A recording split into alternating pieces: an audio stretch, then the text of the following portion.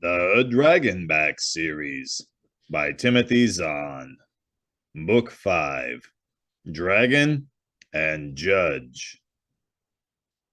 Chapter 15. Dracos had hoped to be recovered from his injuries a day or two after falling down the shaft, but the damage was worse than he'd realized. It wasn't until the evening of the third day that he finally felt ready for a proper night's work. "Remember, you're just supposed to find him," Jack warned as the Kada ran carefully through a final set of stretching exercises. "No questions, no comments, no interrogation." "I understand," Dracos said. Jack raised his eyebrows. "And no singing," he added. Dracos tilted his head questioningly to the side. "Are you still annoyed that I sang to Noi when he was ill?" "No, not since it all worked out okay," Jack said. "I just don't want you making a habit of it." "Not a single stanza or chorus," Dracos promised. "I'll be back as soon as I can." Jack stepped to the door and eased the fringe aside a little. "Looks clear," he murmured. "Be careful." A moment later, Dracos was on the bridge, lying flat against the cold stone as he looked around. The Galvin community had indeed settled down for the night. Slipping down the side of the bridge, wedging the tips of his claws into the cracks, he made it to the ground. At first glance, the task ahead of him seemed immense. There were 38 stone pillars in the canyon, the tallest of them 300 feet tall, with the apartment doors indicating approximately 8 feet per level, and most levels with two separate apartments. There were nearly 3,000 homes here. Theoretically, the prisoner could be in any one of them. But Dracos was betting he wasn't. After all, they'd tried putting him in one of the apartments, halfway from ground to sky, with no way out. He'd responded by digging a hole into a ready-made tunnel. Dracos didn't know if all the pillars were built with light shafts to the lower apartments, but it didn't seem likely that the Galvins would risk being tricked the same way twice. He also doubted that they would have taken him outside the canyon. The westward distance across the desert, 70 miles, was daunting, but it might be possible for a determined man to cross, especially if there were oases along the way. Which left exactly one other option. The last time he'd scouted the eastern part of the canyon 3 nights ago, the area had been deserted. Now, in contrast, there were 2 pairs of Galvins standing guard beneath the line of cliffs. Each of the guards carried a quiver of arrows and one of the compact bows Jack had told him about. They appeared to be guarding the caves. Draco spent a few minutes studying the situation from behind a stand of tall plants. The 2 pairs of guards were about 50 feet apart, their positions bracketing one particular cave. They were standing amid the crumbled rock in a 50-foot wide corridor running between the line of fruit trees and the cliff face itself, with no cover anywhere for a stealthy approach from any direction. Mentally, Dracos gave a warrior's nod to their setup. Even if the prisoner managed to get out of his cave, he wasn't going to get any farther than the canyon floor. Which didn't mean, however, that someone else couldn't get in. He had to travel about a quarter-mile upstream before he found a good spot to climb the cliff. Keeping a wary eye on the guards below, he made his way up and then crossed over to the line of caves. He was still 100 feet short of his target cave when he picked up the prisoner's scent. Directly over the opening, he paused for a moment, tasting the air and listening. He could hear no movement or other signs of wakefulness from inside. With one final look at the guards below, he slipped inside. The cave was dark except for the moonlight slicing across the entrance, but there was enough light for Dracos to see the signs of the Galvin's hasty conversion of a storage cave into a prison.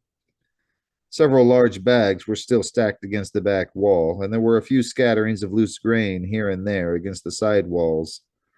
In the center of the cave was a cot, a single chair, and a compact toilet sink setup similar to the one in Jack's apartment. There was no galley, no shower, no battery-powered lights.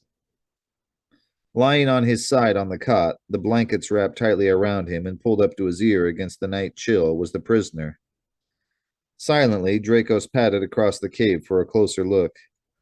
The man, as near as he could tell from half a face and an angled lump beneath the blankets, was about 30 years old, though not much taller or heavier than Jack.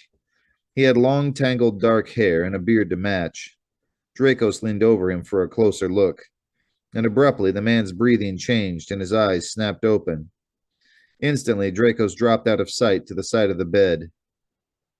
"Be quiet and don't move," he ordered in a low voice. Who is it? The man asked tentatively, the cot shaking as he rolled over onto his back. Dracos crouched lower. "I said don't move," he said again. "I merely wish to talk to you." The movement stopped. Who are you? The man asked, a new wariness in his voice. Is this some kind of stupid trick? "It's no trick," Dracos said. "I'm with the Judge Paladin who arrived in the canyon 9 days ago." Yeah, I saw him, the prisoner said. What do you mean you're with him? "I'm his associate," Dracos said. "He wishes some information about you." Then let's do it right, the other said. I hereby formally request a hearing before Judge Paladin. What's his name, anyway? "Jack McCoy," Dracos said, giving the name Jack had used before. I formally request a hearing before Judge Paladin McCoy, the man said. "I accept your request," Dracos said. "Unfortunately, it may not do any good. Judge Paladin McCoy has already asked me to see you and been refused." The other grunted. Not surprised, he said. So what, he sent you instead to take my statement? "That's essentially correct," Dracos said. "Let's begin with your name." And the guards down there just decided to let you in? The prisoner growled. Come on, what kind of fool do you think I am?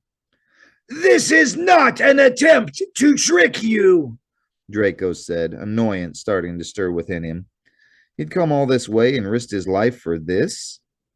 "The Judge Paladin was intrigued by the one's refusal and wished to investigate." His lashing tail slapped softly against one leg of the cot. "But if you don't wish to cooperate, I can leave." No, wait, the prisoner said. His own frustration had disappeared, replaced by puzzlement. You're not Galvin, are you? "No, I'm not," Dracos confirmed. Because their voices go all funny when they get mad, the other continued, as if talking to himself. But you're not human either. Are you a Brumga? "I came here to ask questions, not answer them," Dracos said. "What's your name?" Well, the Galvins call me not among many, the prisoner said a little bitterly. But hey, you sound like you want to be my friend. Tell you what, you can call me Not. Are you the one who made all that noise in the air shaft a couple of days ago, right before they stormed in and hauled me out of my nice high-rise?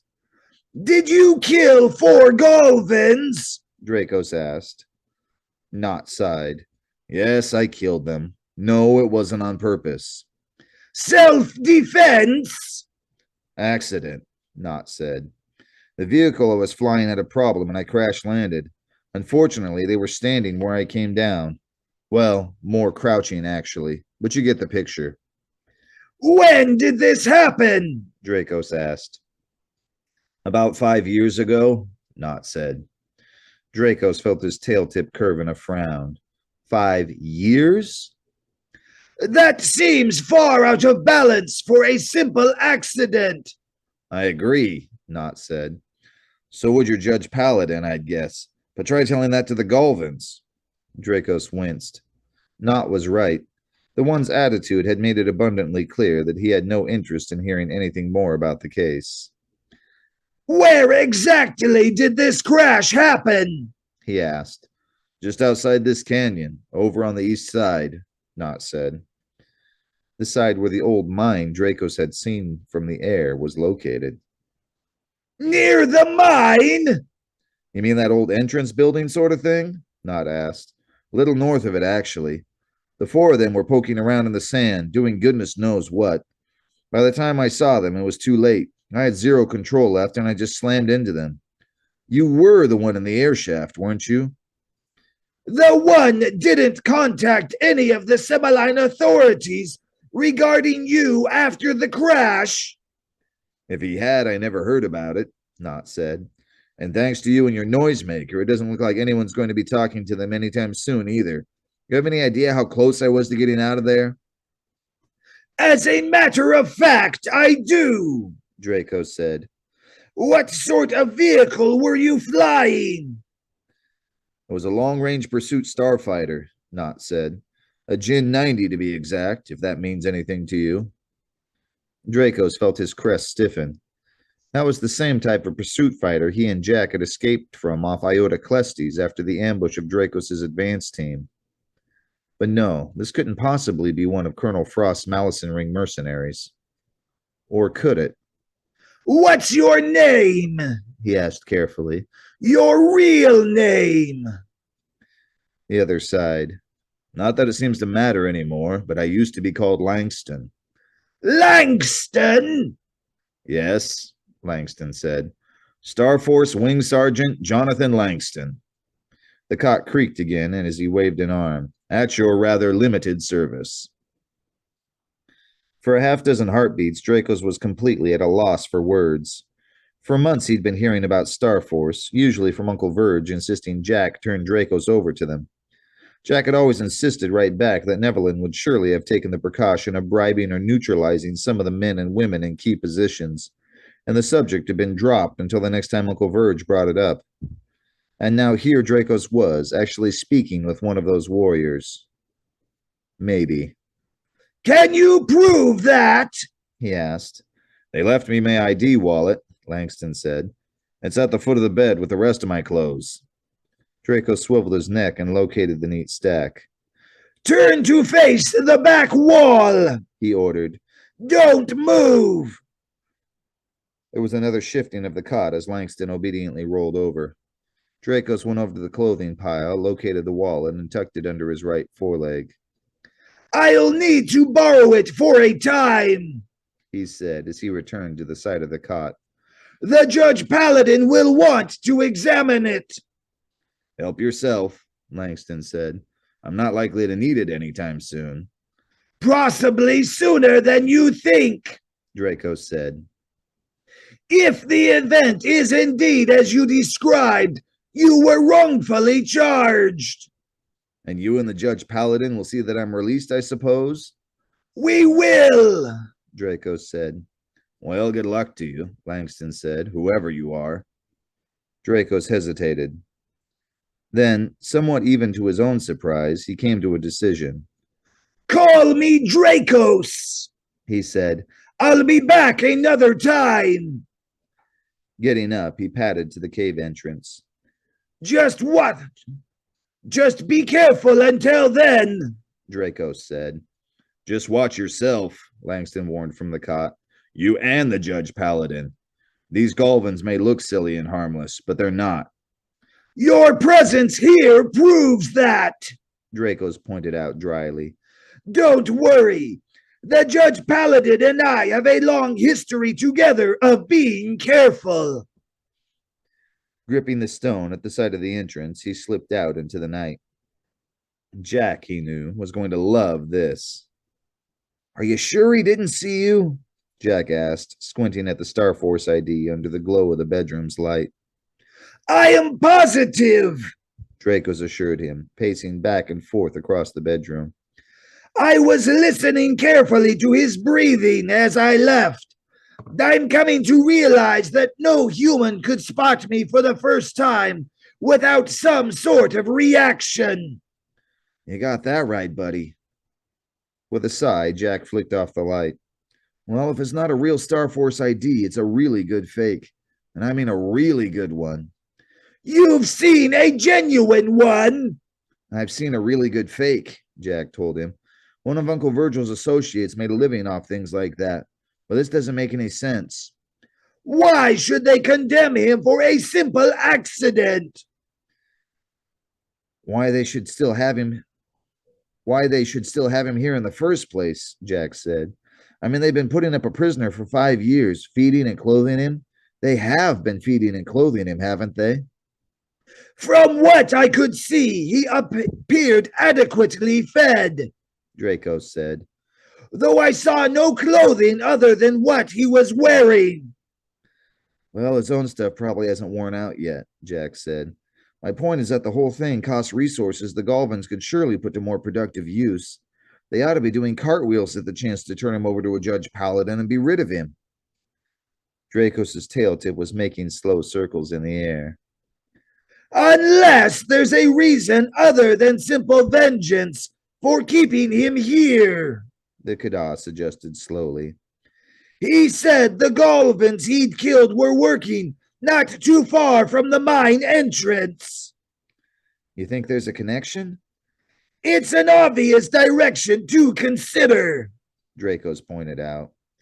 Especially if the mine is also the reason your parents were murdered. Jack felt his stomach tighten. He'd been living with that idea for over a week now, and it still sent shivers through him. Dracos, we have got to get a look at that mine, he said. I agree, Draco said. Tomorrow night I'll attempt to scale the cliff and... Listen to my words, Simbi, Jack interrupted. We have got to get a look at it. I don't know, Draco said doubtfully. If there's something there the Galvins are hiding, I doubt the one will want you examining it. That may be what he thinks now, Jack said, but he's never seen me in full persuasion mode, as Uncle Virgil used to call it. Neither of you, for that matter.